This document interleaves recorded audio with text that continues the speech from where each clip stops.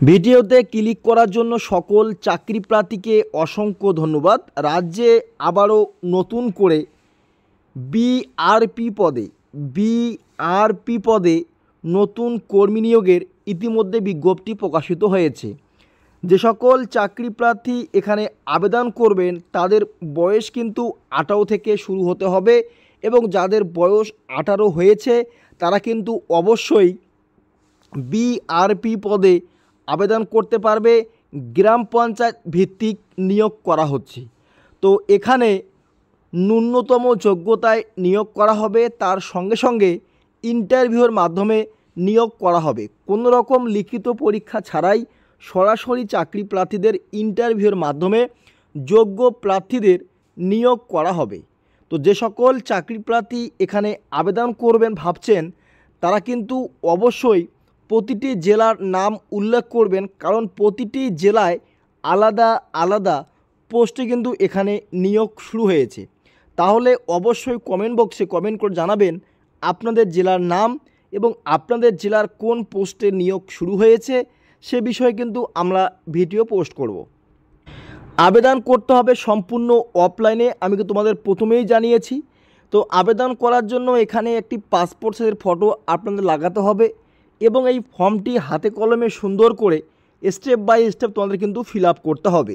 এখানে কিন্তু অফলাইনের মাধ্যমে আবেদনপত্রটি ফিল আপ করে নির্দিষ্ট সময়ের আগে, মানে এখানে 23 তারিখে আমি ক্লিয়ারলি বলে দিচ্ছি 23/4/2025, তো 23/4/2025 সকাল 11টার মধ্যে ইন্টারভিউর স্থানে তোমাদের কিন্তু উপস্থিত হতে হবে। সাথে এই ফর্মটি সঠিকভাবে তোমাদের ফিল আপ করতে হবে। তো এখানে ফিল আপ করতে গেলে তোমাদের কিন্তু প্রথমে যে আবেদন করবে তার কিন্তু নাম লিখতে হবে, বাবার নাম লিখতে হবে এবং তোমাদের একাডেমিক যে কোয়ালিফিকেশান রয়েছে সেটা লিখতে হবে, আদার্স কোয়ালিফিকেশান বা প্রফেশনাল, এবং তোমার যদি এক্সপিরিয়েন্স থেকে থাকে তাহলে অবশ্যই উল্লেখ করবে এবং এখানে তোমাদের পিনকোড থেকে শুরু করে অ্যাড্রেস অবধি উল্লেখ করতে হবে। এরপরে আমি জানাবো এখানে কিন্তু তোমাদের কম্পিউটার বিষয়ে কিন্তু নলেজ থাকতে হবে। ক্লিয়ারলি কিন্তু কম্পিউটার বিষয়ে তোমাদের একটু হলেও এখানে কিন্তু নলেজ থাকতে হবে, তাহলে কিন্তু আবেদন করতে পারবে। এরপরে বলছে এখানে মোবাইল নম্বর অথবা হোয়াটসঅ্যাপ নম্বর কিন্তু অবশ্যই উল্লেখ করবে, যে নম্বরে হোয়াটসঅ্যাপ রয়েছে। ইমেল আইডি উল্লেখ করবে, ডেট অফ বার্থ উল্লেখ করবে, বয়সটা উল্লেখ করবে। এবার এখানে আরেকটা জিনিস মনোযোগ সহকারে দেখো, এখানে কিন্তু মেনশন দ্য পোস্ট, অবশ্যই যে পোস্টে আবেদন করবে রিটায়ার্ড ব্যক্তিরা তাদের কিন্তু পোস্টের নাম উল্লেখ করতে হবে এবং অ্যাড্রেস কিন্তু উল্লেখ করতে হবে। ক্লিয়ারলি সম্পূর্ণ ফর্মটি রয়েছে, এই ফর্মটি সঠিকভাবে দেখে চাকরি প্রার্থী কিন্তু আবেদন করবে। তার সঙ্গে কিছু আইডি প্রুফ এখানে রয়েছে, দেখতে পাচ্ছেন আইডি প্রুফ, এই যে সমস্ত আইডি প্রুফ তোমাদের কিন্তু লাগবে। এখানে শিক্ষাগত যোগ্যতা যেটা রয়েছে এখানে কিন্তু 12 পাস করলে তোমরা কিন্তু অবশ্যই এখানে আবেদন করতে পারবে। যে সকল চাকরি প্রার্থী 12 পাস করেছেন তারা কিন্তু এখানে আবেদন করতে পারবে। কোন পদে আবেদন শুরু হয়েছে? বিআরপি পদে নিয়োগ শুরু হয়েছে। তো এটি হচ্ছে অ্যাপ্লিকেশন ফর্ম, এই ফর্মটি সঠিকভাবে ফিল আপ করে চাকরি প্রার্থীদের সরাসরি ইন্টারভিউ স্থানে উপস্থিত হতে হবে। আবেদন করার পরে চাকরি হলে প্রতি মাসে কত টাকা বেতন থাকবে? তো এখানে দুটি পদে নিয়োগ শুরু হয়েছে। দুটি পদের ক্ষেত্রেই কিন্তু এখানে দেখতে পাচ্ছেন যে 2200 টাকা per day, subject to maximum. এখানে কিন্তু 20 দিন তোমাদের কাজ হবে, 30 দিনের মধ্যে তোমাদের কিন্তু 20 দিন কাজ করতে হবে। প্রতিদিন কত টাকা মিলবে? 2200 টাকা মিলবে। তাহলে তোমাদের 20 দিনে কত টাকা বেতন হচ্ছে ক্লিয়ারলি কিন্তু এখানে উল্লেখ করা হয়েছে, সিনিয়র যে ম্যানেজমেন্ট পোস্টটা রয়েছে। এরপরে পার ডে 1500 টাকা বেতন থাকবে, সেখানে কিন্তু তোমাদের 20 দিন কাজ করতে হবে। তো ক্লিয়ারলি আপনারা হিসেব করে নিবে যে 20 দিন কাজ করলে প্রতিদিন 1500 টাকা হলে কত টাকা বেতন হচ্ছে। তো ভালো পরিমাণে এখানে কিন্তু বেতন রয়েছে যে সকল চাকরি প্রার্থী এখানে আবেদন করবে।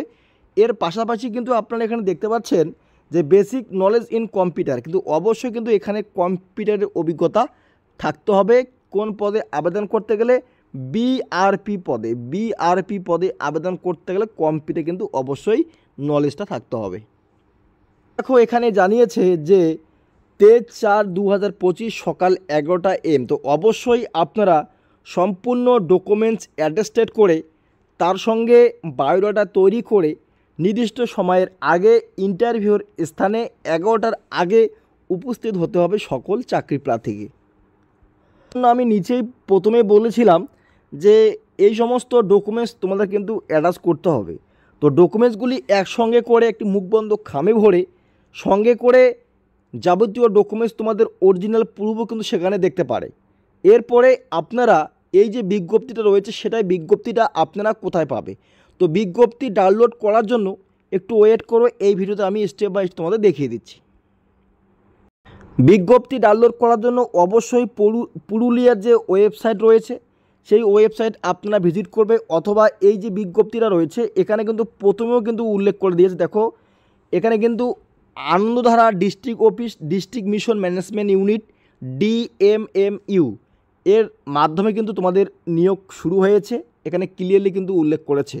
তো এই পুরুলিয়া জেলার যে ডিস্ট্রিক্ট রয়েছে সেখানে কিন্তু আপনাদের ভিজিট করতে হবে।